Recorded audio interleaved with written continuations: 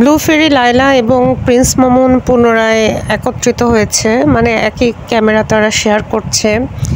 এবং আমি রিসেন্ট কয়েকটি ভিডিও দেখেছি এবং সেখানে আসলে বোঝা যাচ্ছে যে লায়লা খুবই মানে এগারলি মামুনের সাথে আবারও সম্পর্কটা পুনরায় স্থাপন করতে চাচ্ছে।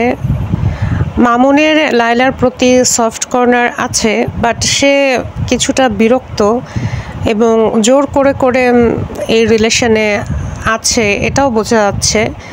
এবং শুধু যে এখন এরকম অবস্থা তা না, আমি যখন ওদের ভিডিও অনেক আগেও দেখতাম তখনও আমার কাছে এটাই মনে হতো যে মামুন আসলে জোর করে করে এই রিলেশনটা কন্টিনিউ করছে।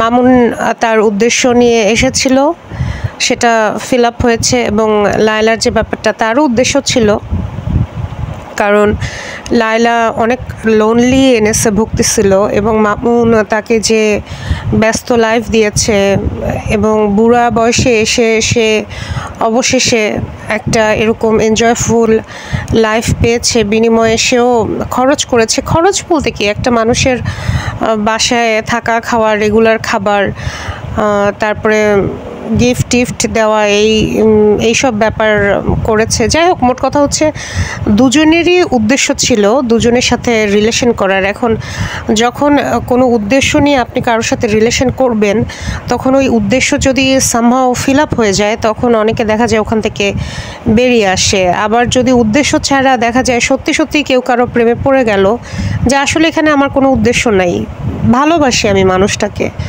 তখন দেখা যায় সেই রিলেশনগুলো সাস্টেন করে। অথবা ব্রেকআপ হলেও ভালোবাসার টানে পরে দেখা যায় তারা হয়তো এক হয়। কিন্তু এখানে তো মামুন আমার মনে হয় কখনোই আসলে লায়লাকে ভালোবাসেনি। লায়লা ভালোবেসেছে, কিন্তু তার থেকেও বেশি যেটা হয়েছে, লায়লা অনেক বেশি ডিপেন্ড করেছে, ডিপেন্ডেন্সি তৈরি হয়েছে। এবং লায়লা পরবর্তীতে মামুনকে ছোট করে অনেক কথা বলছে, সমগোত্রের হওয়া লাগে। সে এখন ব্রেকআপের পরে এই জিনিসগুলো বললে কেমন যেন দেখায়। আর একটা মানুষকে জোর করে জাস্ট বিকজ সে লাক্সারিয়াস একটা বাসায় আছে, তার মানে তো এটা না যে সে তার অরিজিন থেকে বেরিয়ে আসছে। হয়তো কিছুটা ইম্প্রোভাইজ হয়েছে, বাট এটা তো মানুষের জিনগত বৈশিষ্ট্য। আর একটা মানুষকে চেঞ্জ কেন করতে হবে? যে যেরকম তাকে তো সেই স্বরূপেই ভালোবাসা উচিত। হ্যাঁ, যদি খারাপ অভ্যাস থাকে, মানে বাজে কোনো অভ্যাস থাকে, সেক্ষেত্রে সেটা চেঞ্জ করা যেতে পারে। কিন্তু লায়লা আমার কাছে মনে হয়েছে খুবই কন্ট্রোল ফ্রিক মামুনের ব্যাপারে, সবসময় অত্যধিক কন্ট্রোল করতে চায়, যেটা আর এই রিলেশনটা একেবারেই অসামঞ্জস্যপূর্ণ রিলেশন। এর আগেও আমরা দেখেছি বয়সের অসমতা ছিল, কিন্তু সেখানে হয় কি, মানসিকতা যদি ম্যাচ করে, বিশেষ করে ইন্টেলেকচুয়াল ব্যাপার, যেখানে দুইজনই অত্যন্ত মেধাবী। একটা মেধাবী মানুষ দেখা যায় অত সৌন্দর্য, বয়স, এগুলো অত বিচার বিবেচনা করে না। সেখানে দেখে দুইটা মানুষ মেধাবী কিনা, একটা মানুষ আরেকটা মানুষের গুণে মুগ্ধ কিনা। সে কারণে দেখা যায় বয়সের অনেক তারতম্য হইলেও সেই রিলেশনগুলো সাস্টেন করে। যেমন আমরা হুমায়ুন আহমেদের ক্ষেত্রে দেখেছি, হুমায়ুন আহমেদের ওয়াইফ শাওন কিন্তু অত্যন্ত মেধাবী, তার কথাবার্তা অনেক সুন্দর, গুছিয়ে বলে। আমরা আবার যদি সুবর্ণা মোস্তফার কথা বলি, সেও কিন্তু অত্যন্ত মেধাবী, খুবই সুন্দর করে কথা বলে, তার অনেক ট্যালেন্ট আছে। এবং ঠিক তার হাজব্যান্ড যে সৌদ, তার থেকে 13-14 বছরের ছোট, তিনিও অত্যন্ত মেধাবী ডিরেক্টর। তার অনেক মুভি হচ্ছে মানে তার একটা মুভি গহীন বালুচর জাতীয় চলচ্চিত্র পুরস্কার পেয়েছে। তো এইসব ক্ষেত্রে দেখা যায় যে যদি খুব মেধাবী হয়, সেক্ষেত্রে দেখা যায় সৌন্দর্য, তারপরে হচ্ছে অন্যান্য বিষয়গুলো হয়তো কনসিডার করা যায় বা অত হয়তো মাথায় আসে না। কিন্তু অন্যান্য ক্ষেত্রে যদি মানে একটা মানুষ অনেক কারণে আসলে প্রেমে পড়তে পারে, ভালোবাসতে পারে, এত রিজন দেখে আসলে ভালোবাসা হয় না। কিন্তু যখন আপনি একটা রিলেশনে মিশবেন উদ্দেশ্য পূরণ করার জন্য, কোনো দেখা যায় উদ্দেশ্য পূরণ হলে আপনি সেখান থেকে বেরিয়ে আসবেন, অথবা আপনি যখন দেখবেন যে না, উদ্দেশ্য পূরণ হচ্ছে না, তখন আপনি বেরিয়ে আসবেন, হয় উদ্দেশ্য পূরণ হলে অথবা না হলে। তখন আস্তে আস্তে আপনি আপনার আসল রূপটা প্রকাশ করতে শুরু করবেন। আর যে রিলেশন হচ্ছে উদ্দেশ্যের ব্যাপার স্যাপার থাকে না, জীবন একসাথে কাটাই দেওয়ার ব্যাপার থাকে, দুইটা মানুষের বন্ডিং স্ট্রং হয়, মনের মিল হয়, সেই সব ক্ষেত্রে দেখা যায় ওই রিলেশনটা বলে না যে গাছতলায় হইলো থাকবো, ওরকমই। তো লায়লা যদি সত্যি মামুনকে এতই ভালোবাসতো, মামুনের তো ঘর বাড়ি ছিলই, তো মামুনের কাছে গিয়ে বস্তিতে থাকতো।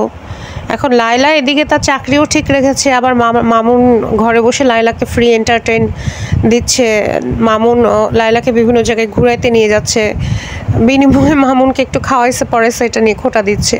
তো লায়লা এত ভালোবাসলে লায়লা মামুনদের বাড়িতে গিয়ে থাকতো, নিজের চাকরি বাকরি সব ছেড়ে টেরে বস্তিতে গিয়ে থাকতো, তাহলেই না বুঝতাম যে না, এই ভালোবাসাটা অথেন্টিক।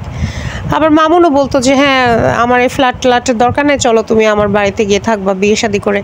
আসলে এগুলো বোঝাই যায়। তো এখন মামুন আসলে বেসিক্যালি গ্যারাকলে পড়ছে, আর লায়লাও আসলে মানসিকভাবে সুস্থ না, এবং সেও কিছুতেই হচ্ছে মামুনের পিছু ছাড়ছে না, কারণ মামুন তাকে যে মজাটা দিচ্ছে ওই মজাটা আসলে কেউ দিচ্ছে না।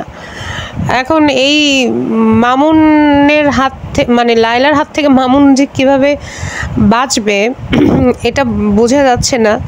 মানে মামুন খুবই বিরক্ত, এটা বোঝা যাচ্ছে। আবার লায়লাও হচ্ছে মামুনকে যেন তেনভাবেই হোক ধরে রাখতে হবে, ওর টাচে থাকতেই হবে। এখন জানি না এর কি ভবিষ্যৎ আছে। মামুন ভুল করছে, ভুলের মাসুল তো দিতেই হবে। নিজের স্বার্থ উদ্ধারের জন্য একটা বড়লোক মেয়ের সাথে রিলেশনে জড়াইছো, এখন অতি লোভে তাঁতি নষ্ট। আর লায়লাও নিজের অবস্থান, বয়স, মেধা, তারপর হচ্ছে যোগ্যতা বিবেচনা না করে মামুনের সাথে গেছে। লায়লার মেধা আছে, সে হয়তো একটা মেধাবী লোকের কাছে যেতে পারতো, কিন্তু সে যেহেতু তার নিজের যোগ্যতা সম্পর্কে অবহিত না, সে গেছে টিকটকারের সাথে প্রেম করতে। এখন তো সে টিকটকও করতে পারে না, নাচতেও পারে না, এখন সে নিজে উল্টা আরও টিকটকার হওয়ার আপ্রাণ চেষ্টা চালিয়ে যাচ্ছে। কিছু কিছু মানে ভিডিও দেখলে খুব হাসিও আসে। এর থেকে বরং লায়লা যে বুদ্ধিদীপ্ত কথাগুলো বলে সেগুলো শুনতে বরং আরও ভালো লাগে। সে টিচার হলে আমার মনে হয় সে খুব ভালো করতো, বা মোটিভেশনাল স্পিকার দিলে সে মনে হয় ভালো করতো।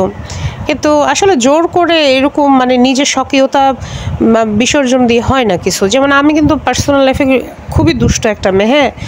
এখন আমার এই দুষ্টামি অনেকেই পছন্দ করেন। এখন আমি জোর করে তো ভাই ভদ্র সাজতে পারবো না, আমি দুষ্টই। আমি ছোটোকাল থেকেই দুষ্টা, আমি এই দুষ্টামির কারণে বাবার হাতেও অনেক মার খাইছি। এখন জোর করে তো আমি মানে পারবো না। তো এখন এটা আর কি করা যেতে পারে। যাই হোক, all the best for Mamun. আশা করি মামুন এই বেড়াজাল থেকে খুব শীঘ্রই বেরিয়ে আসতে পারবে, এবং লায়লাও হচ্ছে মামুনকে মুক্তি দিবে।